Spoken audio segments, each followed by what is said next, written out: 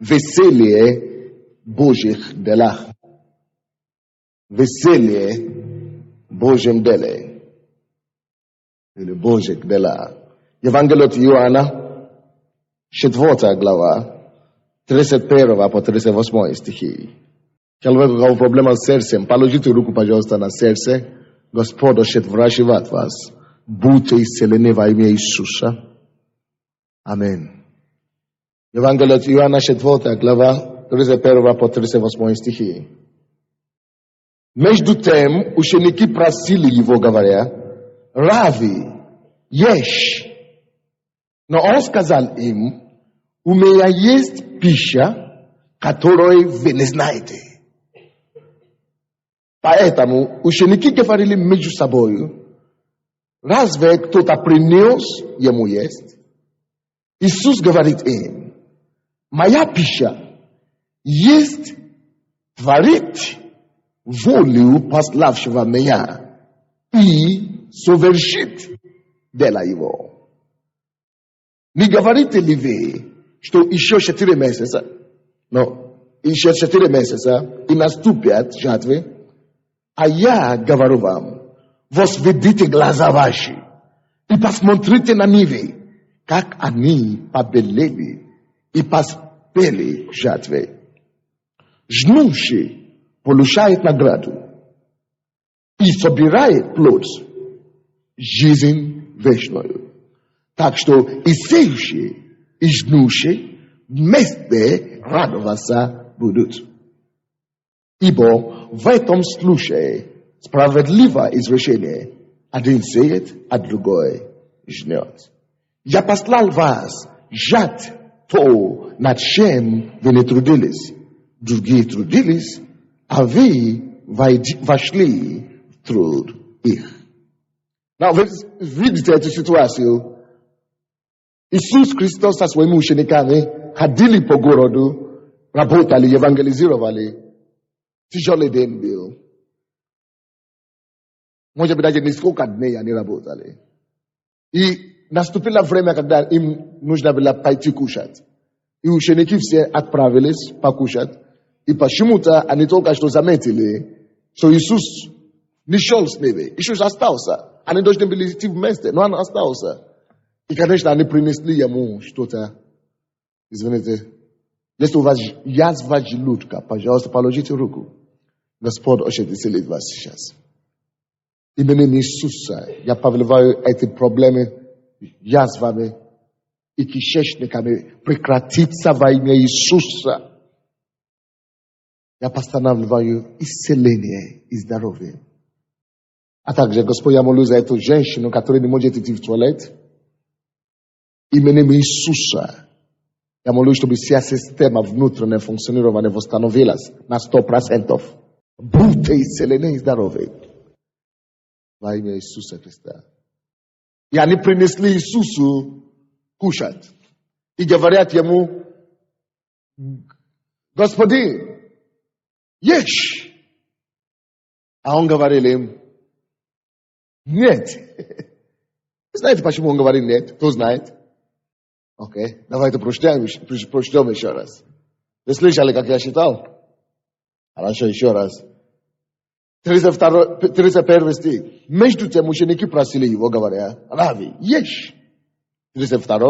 Но он сказал им: у меня есть пища, которую вы не знаете. У меня есть уже пища, которую вы не знаете. Я не голоден. О какой пище тут речь идет? Физической пищи или духовной? Конечно, духовной. В чем состояла эта пища, о которой Иисус говорит? Эта пища, о которой Иисус говорит. Очень просто. Дело просто. Почему он не пошел с остальными учениками?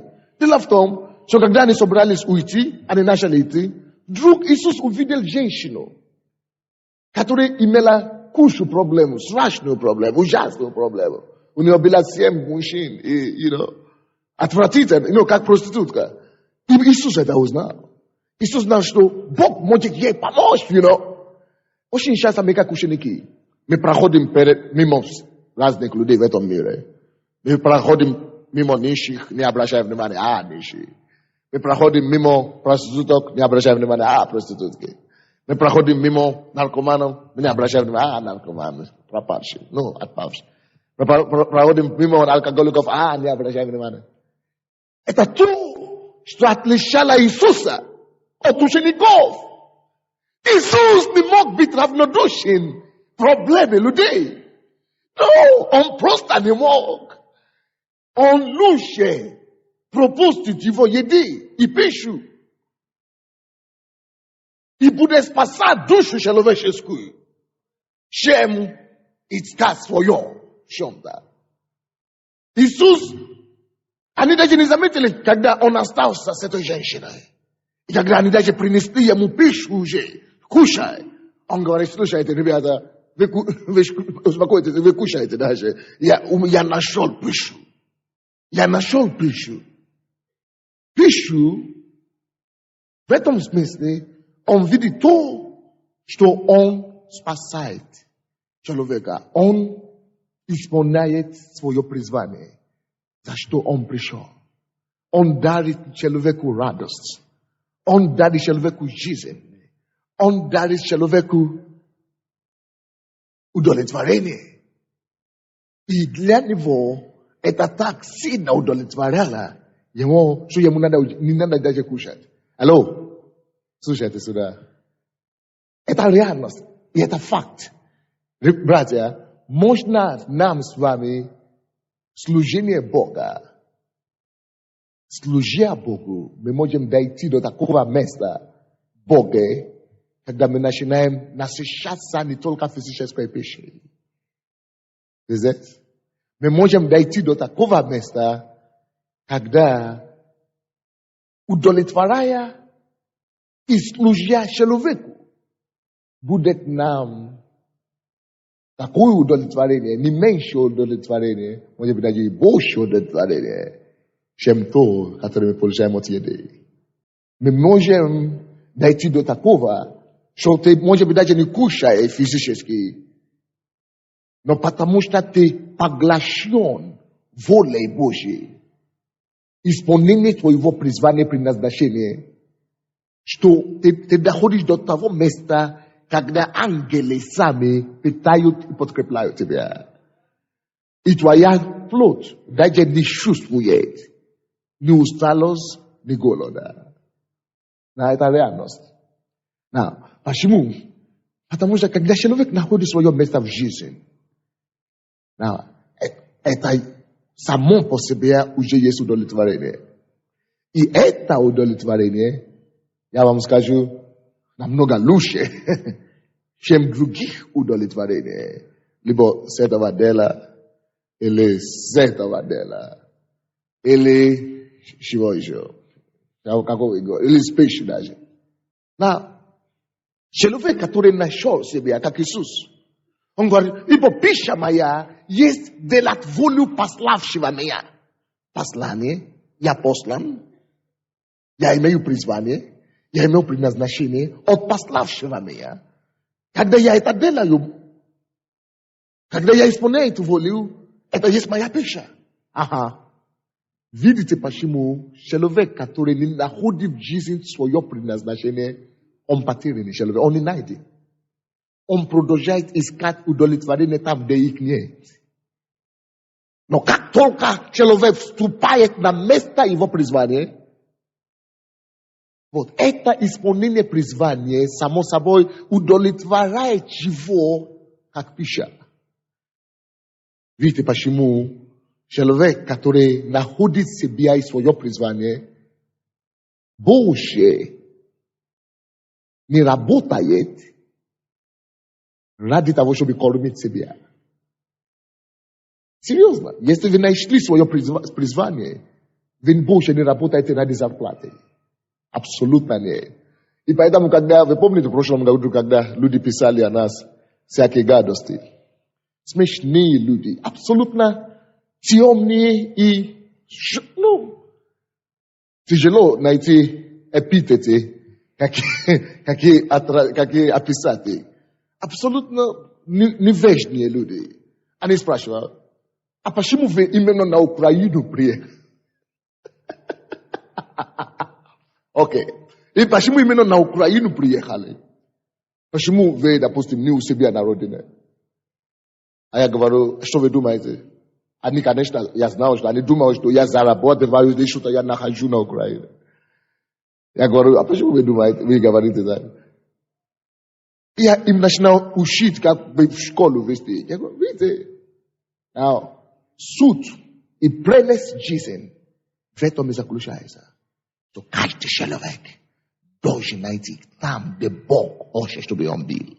Где его место, какое его призвание и предназначение. Я говорю, в том-то и дело, если бы у меня был выбор, я бы никогда не приехал. Я даже не слышал, что такая страна, как Украина есть. Когда я был у себя на родине, я не слышал. Перед Богом, я не слышал вообще, что такая страна есть. Как я мог тогда сюда приехать? Да? Приехали. Нашли, куда приехать. Но потому что Бог избрал. Потому что Бог сказал, я его раб. Я не выполняю уже свою волю, что я хочу. Я исполняю его волю. В том-то и дело. Когда я это им говорю, они говорят, да, неужели? Потому что они судят себя, то как они есть, так и судят других. Потому что они не могут это делать. Они не могут приехать, делать вещи или принять решение ради других людей. Нет. Они должны это делать только если им выгодно. Но это нищенская жизнь. Это жизнь низкого слоя. Но мы выше. Мы живем жизнь Иисуса. Now, Иисус имел выбор. Либо идти искать пищу, ловить себе рыбу и кушать. Либо помочь. Это женщина. Бедная женщина. Которая искала радость мужчины. И сколько таких женщин в Киеве сегодня? Есть люди такие, которые думают, что радость их жизни это в том, когда они найдут принца. Поэтому они пробуют, они думают, что мужчина будет их радость. Поэтому они думают, все моя горе, потому что я не замужем. Все моя проблема, потому что я одна. Поэтому они начинают делать всякие гадости. Абсолютно. Твоя жизнь и радость твоей жизни, исполнение твоей жизни абсолютно не связано с тем, ты один или ты другой. Ты сам имеешь призвание от Бога. Когда ты находишь это призвание, это удовлетворит тебя больше пищи, больше мужчины, больше чего угодно. Потому что ты нашелся в жизни. Но эта женщина не знала это. И из-за того, что она думала и связала свою судьбу, свою радость с человеком, она начала менять мужей, и уже успела поменять 6 мужей.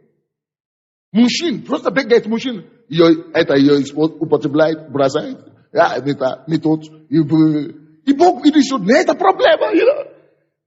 Иисус ему сказал, я тебе дам воду, которая тебя так удовлетворит, что ты больше не будешь халкать больше. Она говорит, неужели есть такая вода?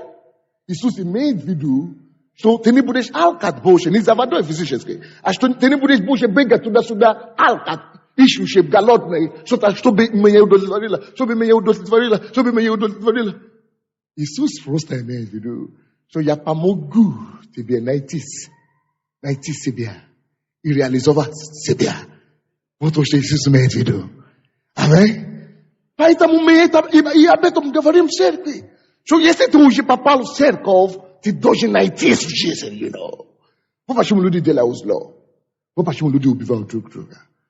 Они думают, если я убью его, это он мешает мне быть, кем я должен быть. Если я его убью, тогда я стану счастливым. То есть вы думаете, что это примитивно? Конечно. Если ты убьешь человека, даже если тебя не поймут, ты уже никогда не станешь счастливым человеком, пока ты не умрешь. Ты уже похоронил твою радость и твое счастье. Все. Потому что написано, куда ты бежишь, Каин, или как его зовут? Каин, куда ты бежишь? Разве кровь твоего брата не зовет? Бог говорит, тебя никто не поймал. notre krov, j'ai gavarit. Krov, pas quand tu viens de cette assemblée, krov, j'ai levé, quand voté au bill, il faut krov, zevaek bogu za atamshe, no, za atmishenie. Поэтому, даже если тебя не поймут, его кровь будет кричать в духовном мире за тобою. Ты не найдешь Божьего покоя. Но люди, из-за того, что они много чего не знают, они примитивные, они думают, они делают разные много гадостей. Вот как эта женщина. Иисус это видел. Иисус даже не надо ее остановить. Надо дать ей источник жизни. Надо дать ей такой жизни, чтобы она знала, что не важно, сколько мужчин ты будешь иметь, ты все равно не будешь счастлива, если ты не будешь иметь самое главное. Поэтому Иисус бросал его пищу физически, и он служил этой женщине, И в этом не просто женщина получила удовлетворение. Не только женщина была счастливая, но Иисус нашел сам. Даже в этом деле веселье, удовлетворение. Поэтому я и об этом проповедую сегодня. Веселье в Божьем деле. Веселье, радость, удовлетворение в Божьем служении.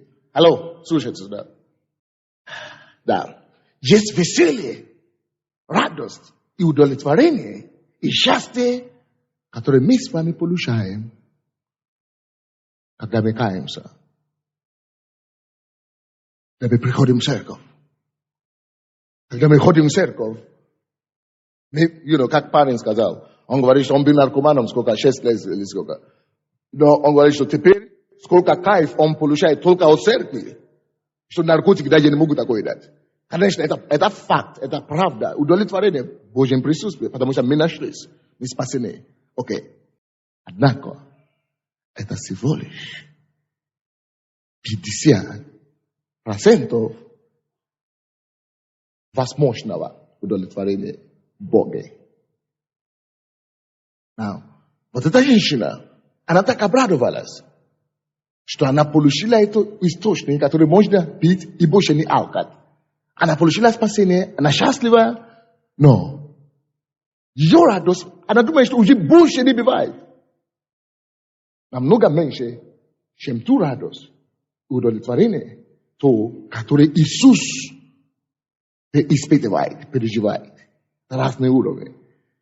Иисус и спасенный, но кроме того, что Он еще спасенный сам, Он еще и служит другим людям. Это уже есть вещи удовлетворения.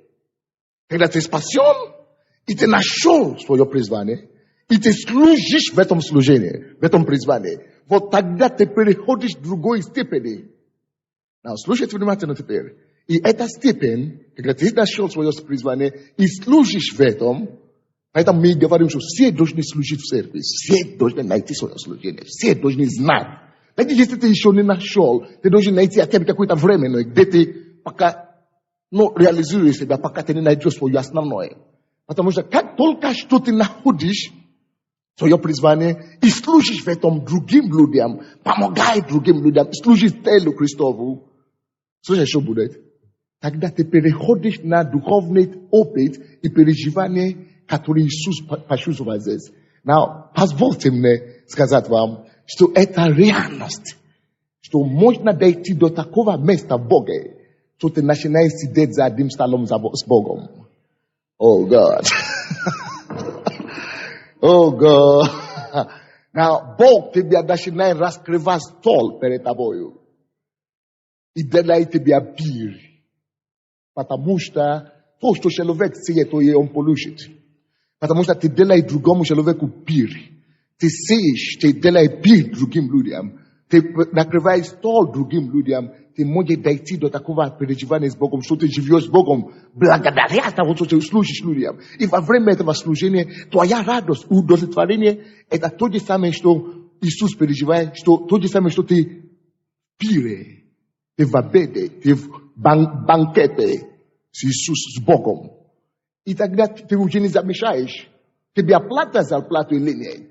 Ты кушаешь или нет. Ты начинаешь испытывать такой, ты начинаешь испытывать и переживать такую вещь удовлетворение, А что тогда слова начинают быть слишком слабыми, чтобы выражать, что ты выражаешь.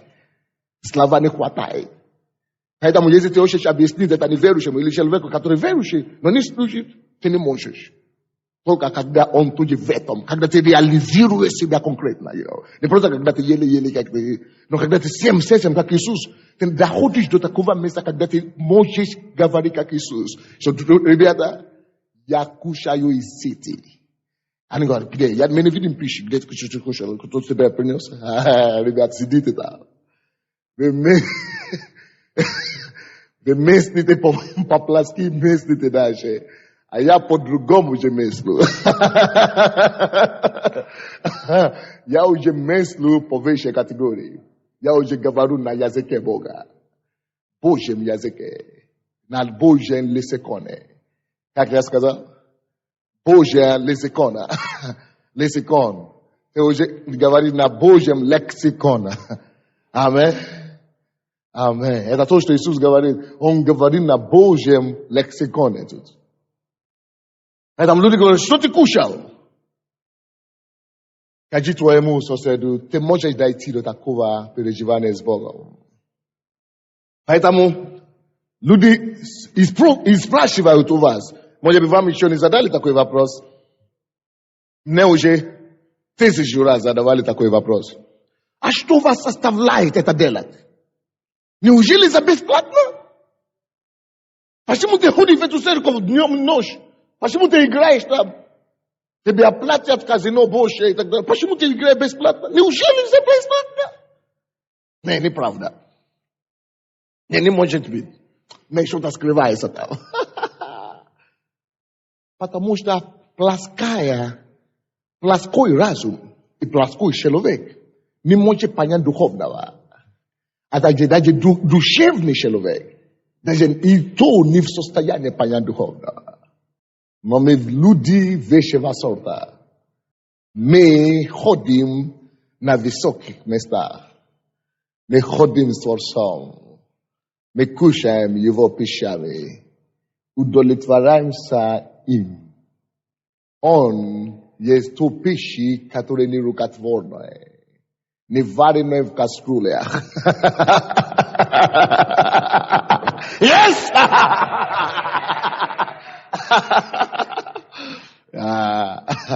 Поэтому, когда у тебя есть служение в церкви или в Боге, просто реализуйся, наслаждайся этим. Не позволяй никогда служение быть тягостью для тебя. Не позволяй никогда служение быть какой-то задачей. Нет, просто наслаждайся. Принимай удовлетворение. Аминь. Принимай удовлетворение. Поэтому я говорю, если у кого нет служения, у нас 37 список. Конце служения, вот пасторы должны вам помочь. Вот пастор София, пастор Василий и другие. И в ваших церквях, если пасторы, подойдите к ним, мне нужно служение, дайте мне список служения. И я скажу, чтобы они повесили. Если вы не можете служить в церкви, есть другие люди, которые служат финансово. Они просто говорят, я буду помогать, служить, потому что я работаю все время, но я приношу десятину и даю пожертвования, я так служу Богу.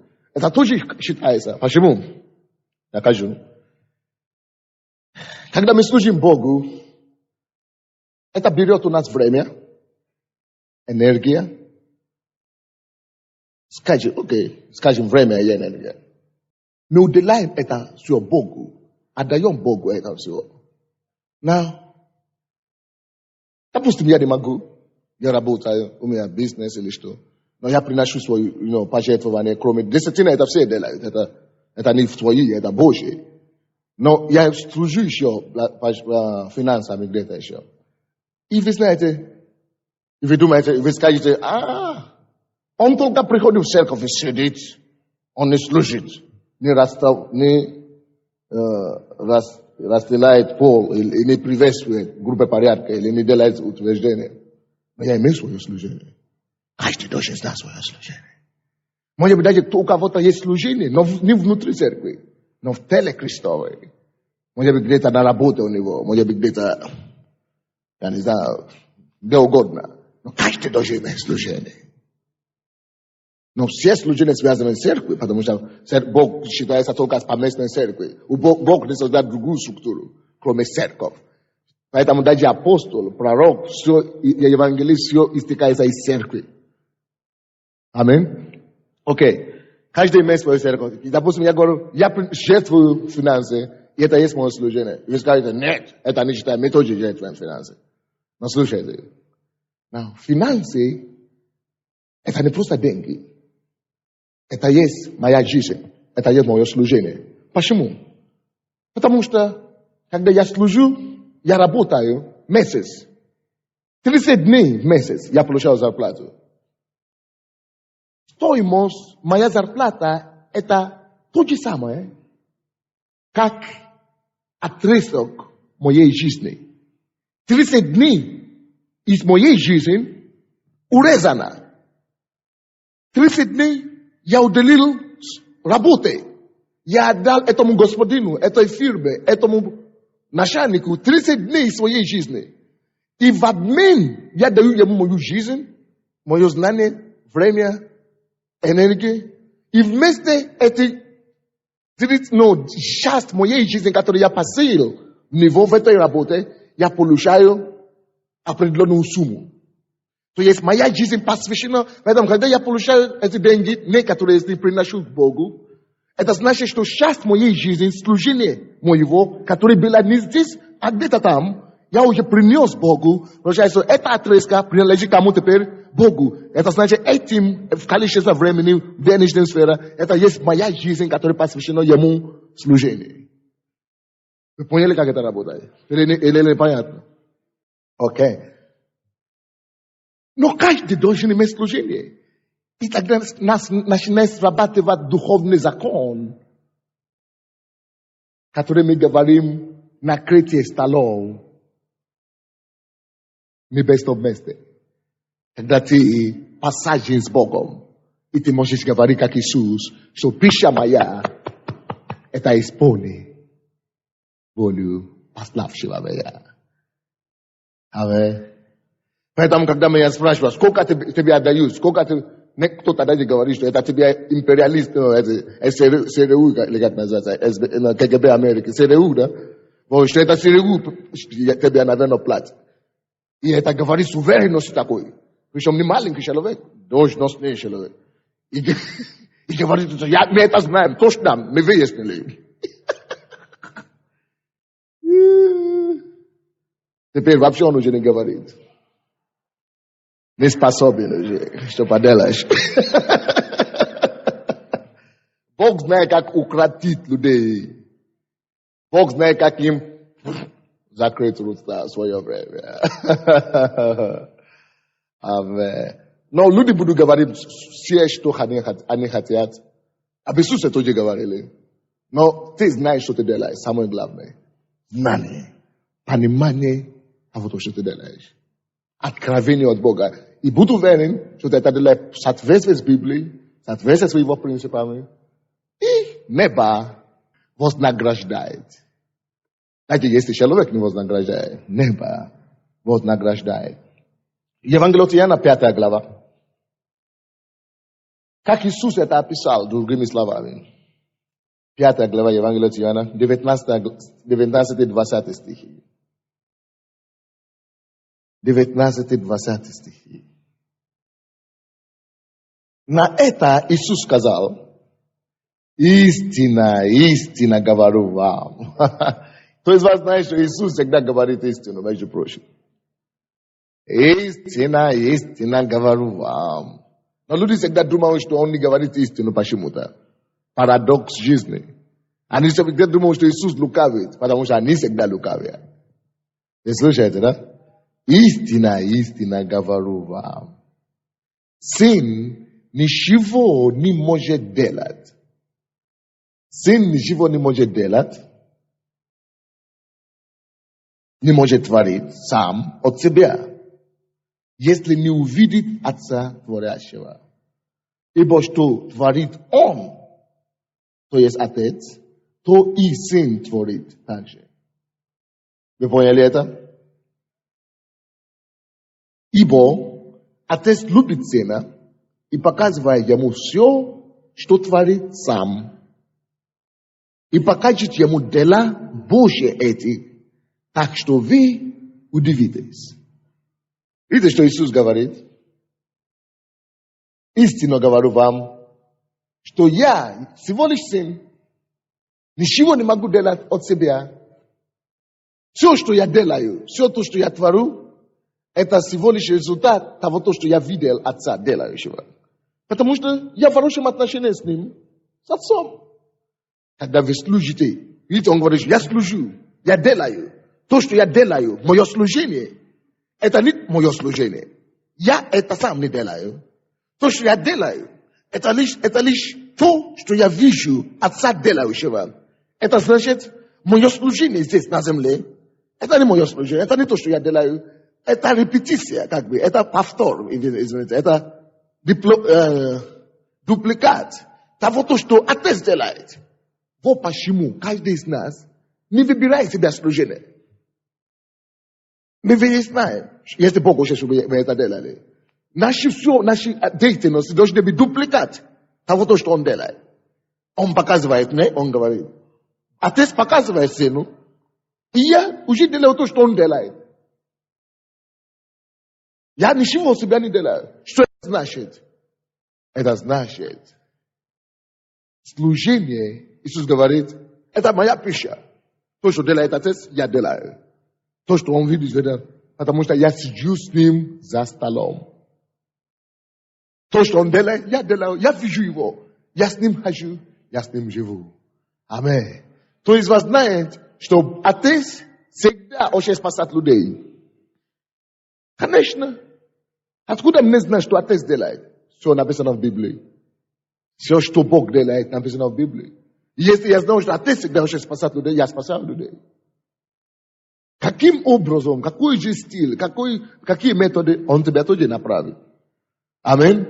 Отец хочет, чтобы люди утвердились в Боге? Конечно.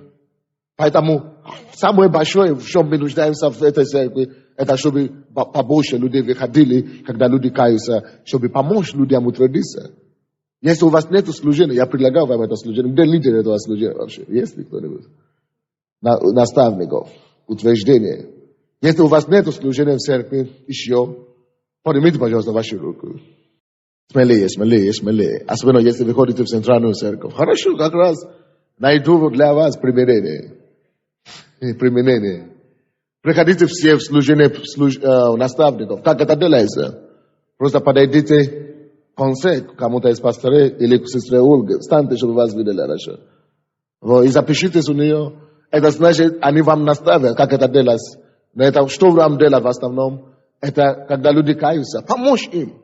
Давайте я вам тайну одну скажу. Слушайте меня сюда. Нашу церковь приходит каяться каждый месяц 500 новых людей. 500 новых людей каждый месяц сюда приходит. И вы знаете, сколько из них остаются? Здесь и по другим церквям всего лишь 120 месяц, по нашей статистике пока. Из 500 только 100. 1/5. Вы знаете почему? Потому что у нас нет силы охватить всех. Когда люди каются, только пару людей выходят. И эти люди только дают им анкеты и все, заполняют и все. А им надо было помочь им, молиться за них. У разных людей разные проблемы. Люди хотят любовь. Кто полюбит их, кто поможет им. Вот то, что Иисус делал. И получать больше удовлетворения. Вот то, что я вам предлагаю. Кто хочет заниматься служением Иисуса. Вот служение наставничества, это называется служение Иисуса. Служение Иисуса. Когда ты видишь людей, которые только что приходят к Богу, ты должен утвердить им, посвятить им личное время. Да, это время.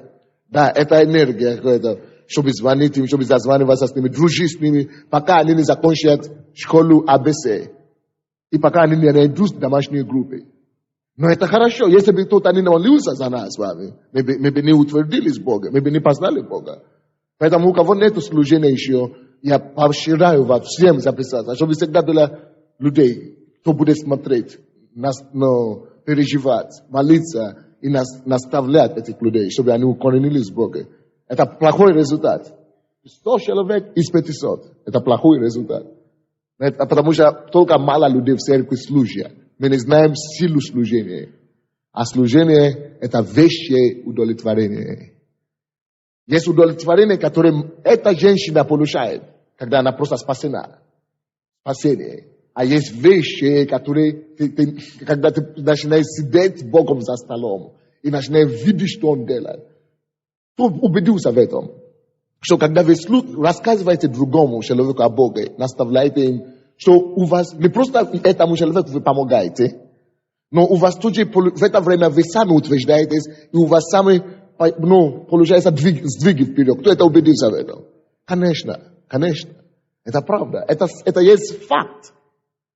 Вы начинаете получить удовлетворение. Вы кушаете в это время духовными пищами. Ангелы кормят вас в это время. Потому что вы кормите другого человека. Видите, закон духовный говорит так. То, что дождь. Почему у нас дождь на земле? Потому что то, что поднимается, пар, или как мы говорим, пар, а потом посылается обратно на виде дождя. То, что ты сеешь, когда ты сеешь, а потом ты тоже и сам пожнешь. Ты сеешь людям, ты сеешь в жизни людей ободрение, ты помогаешь им утвердиться, Бог будет сверхъестественными путями тебя утвердить. Это духовный закон. А если служение заканчивается, ты спешишь бегом. Когда твой муж или твоя жена будет каяться, некому будет молиться за них. Они тоже будут бегом. И ты как? Но мы умнее, чем это. Правильно? Мы умнее, чем это. Мы поступаем правильно. Поэтому, когда люди молятся, каются, мы молимся за них и утверждаем их. И группа порядка тоже важна. Это благодаря группе порядка мы рассаживаем здесь 1500 каждый четверг стульев. Ну, да, как сегодня. Вы не знаете это. Мы можем просто прийти и сидеть. Но это просто добровольно. Люди приходят сюда раньше, 3 часа. Каждый четверг. И начинают рассаживать. И в воскресенье 11 утра, 10 утра иногда с 11 утра начинают рассаживать. Это мужчины. А сестры, группа порядка, то же самое, приходят сюда, приветствуют. Здравствуйте, будьте благословенны, заходите. Вы думаете, что они получают зарплату? Нет, это служение. А вы, как апостолы, пошли кушать, ребята. Иисус, а где Он? Не пошел с нами. А мы уже пошли. А потом пришли. А Иисус, а ты еще не кушал? Он говорит, я кушал тоже. Где ты кушал здесь? Значит, как ты кушал? Кто тебя принес? Вот служением я занят. И это для меня вещи удовлетворения. Я ангелами накормлен. Кто хочет быть накормлен ангелами? Аминь. Есть благословение в служении. Я говорю, есть благословение в служении. Так что, сестры, если вы молодые или не молодые, но у вас хорошие зубы, вы можете хорошо приветствовать людей. Здравствуйте, помогать людям рассаживаться. Но не обязательно зубами. Это Бог уже решит потом. Ничего. Короче, если вы хотите... Да, короче, если вы хотите помочь людям присаживаться, приветствовать, подойдите или рассаживать стул и так далее, подойдите к Ивану, он лидер группы порядка. Стань, пожалуйста. Вы знаете его, темный, как я, еще в темном плаще, заметный, красивый, оригинальный. Аминь.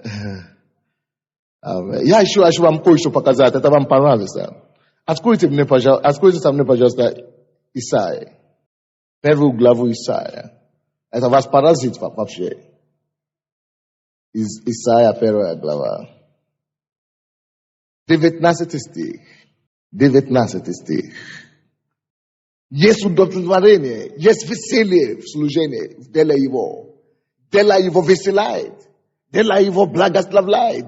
Дело его питает. Дело его дает пищу духовную. Посмотрите 19 стих. Девушки, вы не открыли. Где ваша Библия? Да? Так. Исайя 1:19. Обычно люди, которые не берут с собой Библию, не берут конспект, вы думаете, что вы запомнили что-то после проповеди? Вы придете домой, конечно, вам хорошо пока. Но через 2 часа опять проблемы. Почему? Потому что вы только слышали, уже все улетело. Каждую проповедь нужно так слышать, чтобы как будто дважды слышали. А чтобы дошло, нужно еще 4 раза минимум слышать. Если у вас конспект, вы сможете читать. Если нет, тогда аудио-видео. Но если мы читаем Библию вместе, тогда еще запоминается лучше. Так, пророк Исаия, 1 глава, 19 стих. Слушайте. Если захотите, потрясающе. Если захотите и послушайтесь, то будете вкушать благо земли. Потрясающе. Есть благо на этой земле, я вам скажу, братья. На этом Сионе, на этой горе, которую мы подняли с вами, лежит, изобилует благами. Есть благо на этой земле. Здесь есть благо на этой земле. Вы уже выяснили для себя какое-то благо, но есть больше. Есть больше благ на этой земле. Ты уже выяснил для себя, ты уже открыл себе, может быть, 1, 2, 3 блага какие-то во Христе. Но никто из нас, ни я, ни ты, не можем раскрыть, сколько их, множество благ в этом доме, в этом царстве. Мы ступили с вами в благое царство. Мы ступили в благое царство. Мы ступили на горы, где течет молоко и мед. Мы ступили с вами на земле, где мы можем питаться и отдаваться Божьими благами, благодеяниями. Написано, вкусите Бога и убедитесь в том, что Он благ. Есть слишком разновидностей, сколько ты можешь кормиться и насыщаться, если хочешь. Но все, условия в чем? Если захотите, все проповеди звучат здесь, но это зависит от человека. Тот, кто хочет, тот и принимает действия. Тот, кто хочет, тот и служит. Тот, кто хочет, тот и реагирует. Можно слушать проповеди до завтра. Ты будешь ходить 10 лет, 10 лет, ходить в церковь, и сидеть, и ходить. Ты не изменяешься, твой характер не изменяется, твои поступки не изменяются. Такой-то как был, гусеницы, такой-то касался. Такой остался. Церковь не для этого предназначена. Церковь должна менять нас. И поскольку ты хочешь, поскольку ты будешь изменен, поскольку ты хочешь, поскольку ты будешь вкушать благо, если захотите, допустим, я сейчас проповедую, что ты можешь дойти до такого места в своем хождении с Богом, что небо начинает кормить тебя. Кто-то послушает. Хорошо. Ушли. Воскресенье, что следующее? Что он еще скажет? Что он еще скажет? Написано, тот,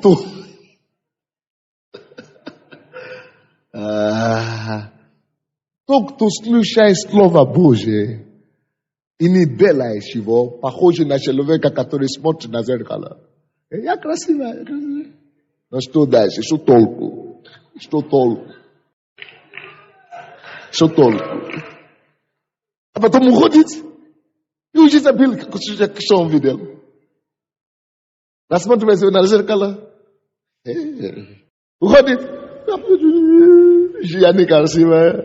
Я никакой.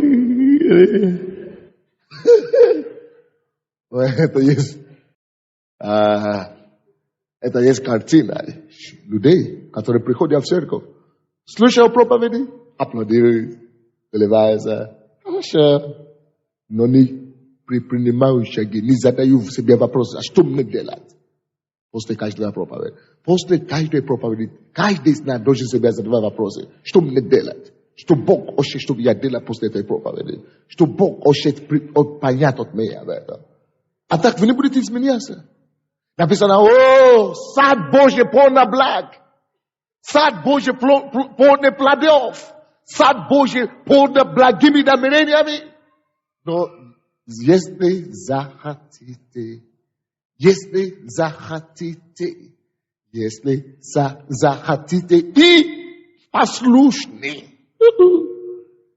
тогда только будете вкушать чем? Благами земли. На этой земле изобилию блага, друзья. На этой земле изобилию со блага. Но будут ли они твоими уделами? Увы, это уже от тебя зависит, дорогой. А я вам скажу, если человек хочет, он добьется.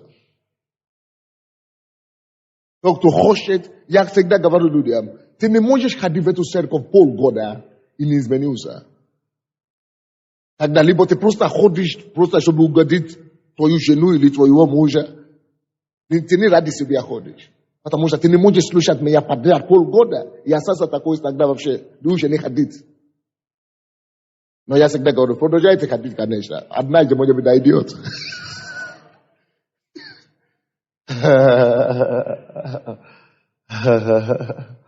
Аминь.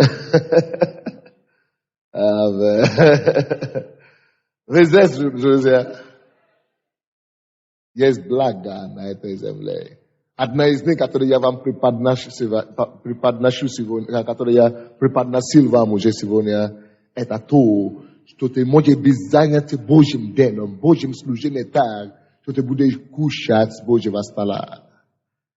Ты будешь вкушать и кушать Божьего стола. Вот это Исайя подтверждает вам. От чего зависит? Если захотите и послушны будете вкушать благами земли. Скажи своему соседу, есть благо на этой земле. Эта земля изобилует благами. Они принадлежат послушному и желающему. Последнее место Писания. Откройте со мной в Псалом 91 и закончу. 91 Псалом. Открою вам еще глаза на еще одну истину. Веселье делах его. То еще не имеет служения, начните сейчас думать и заниматься собой. Где мне себя найти быстренько? Пастор София и Василий помогут вам. 91 Псалом. С 5 стиха по 91 Псалом 5 по 7 стихи. Ибо ты возвеселил, что он сделал? Возвеселил меня, Господи, чем? Творением Твоим, делами Твоими. Творением Его, это Его дела. Потому что я восхищаюсь делами рук Твоих.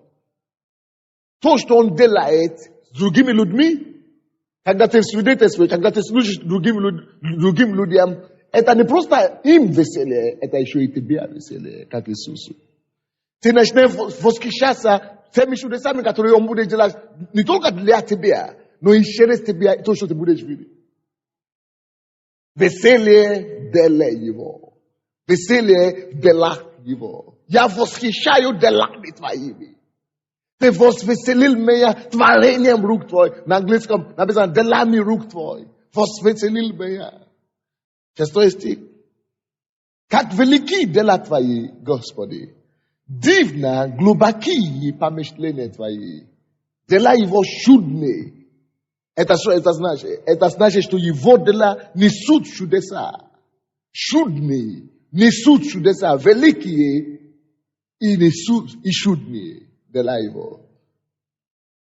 Его дела, если ты будешь заниматься Его делом, ты служишь Ему, они несут что-то в твою жизнь.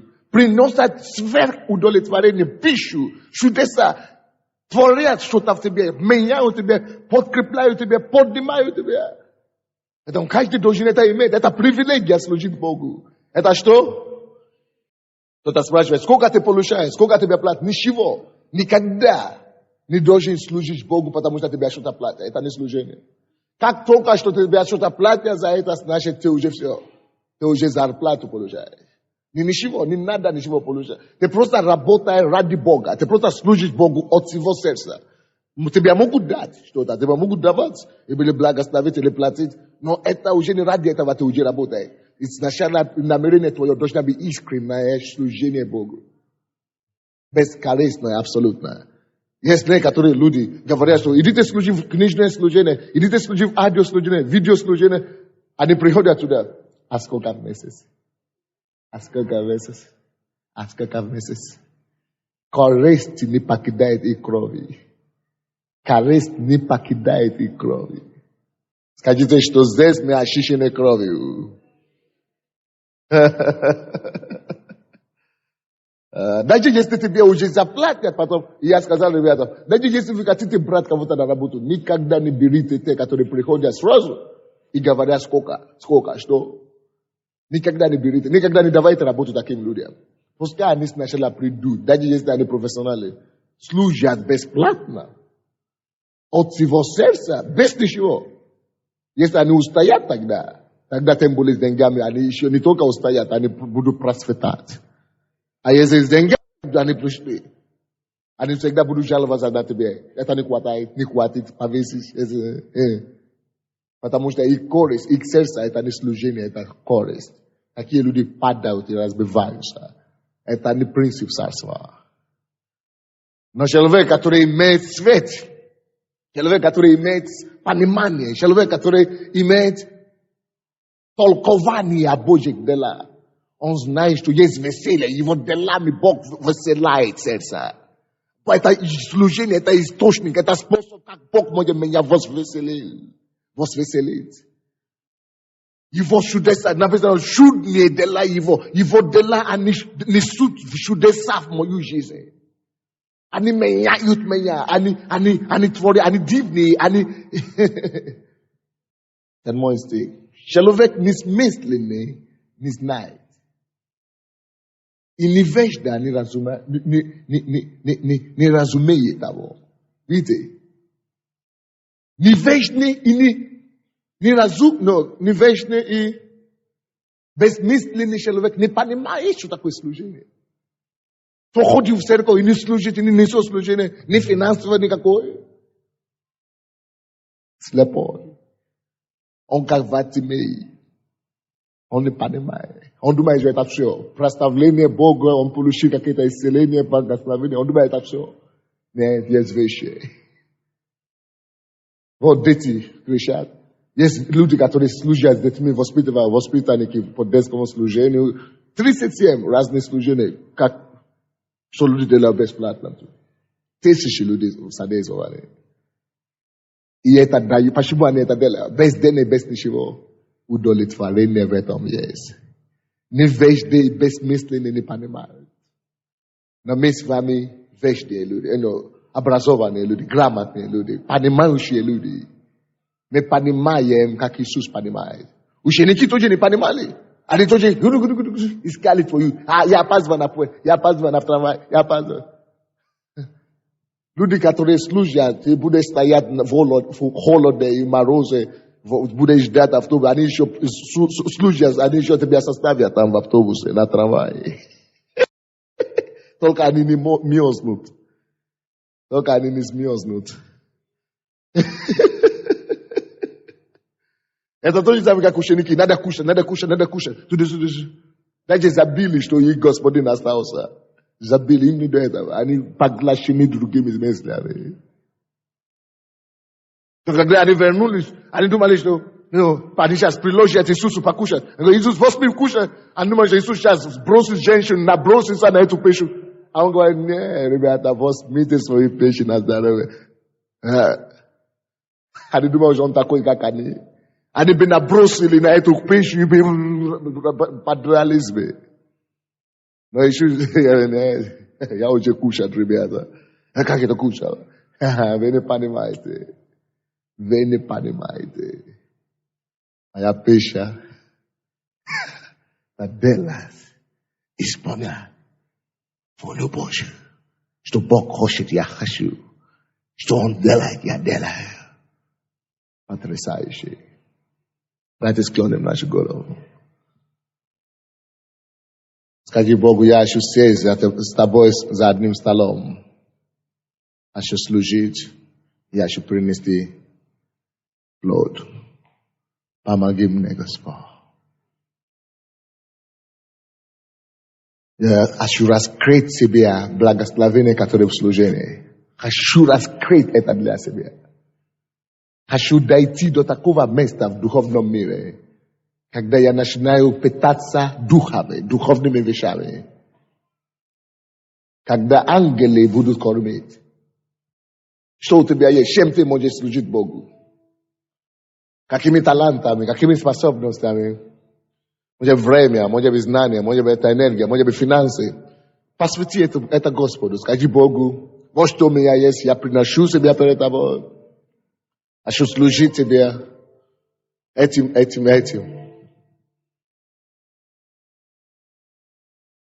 Поговорите с Богом. В это время я бы хотел помолиться за тех, у кого нет служения.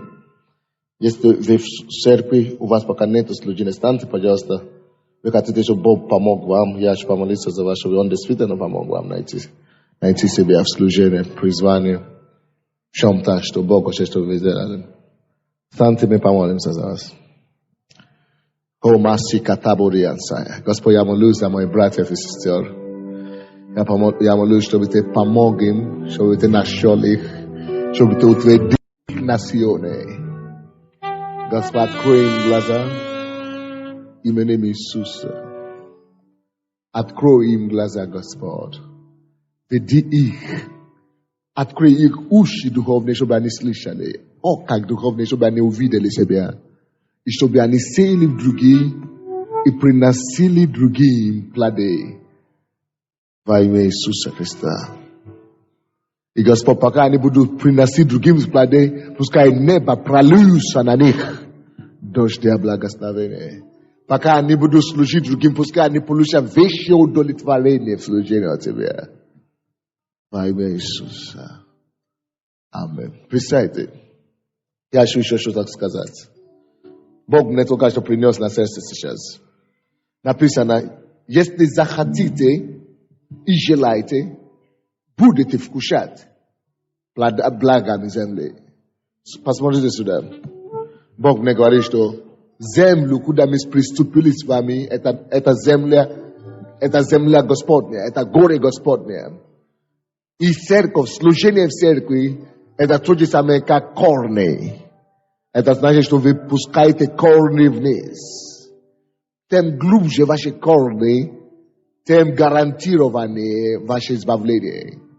Тем твердее ваше спасение. Тем глубже ваши корни, тем глубже вы в спасении, в служении. Тем посвященный вы к служению, тем глубже ваше избавление. Навсегда. Ветры всякие уже не будут способны вам вредить. Давайте будем еще молиться. Что Господь, давайте просто каждый закроем глаза, помолитесь за себя, чтобы Бог вам помог привести много плода с собой, Царство Небесное. Расходя сейчас, Господь, иди перед нами. Пускай Твой свет и лучи, Господь, сопровождают каждого из нас. Пускай Твой мир, Господь, и благодать наполняет наши дома. Именем Иисуса. Всякие аварии, всякие несчастные случаи, я запрещаю вам в отношении этих во имя Иисуса Христа. Божья благо сопровождает всех. Именем Иисуса Христа. Весь народ сказал,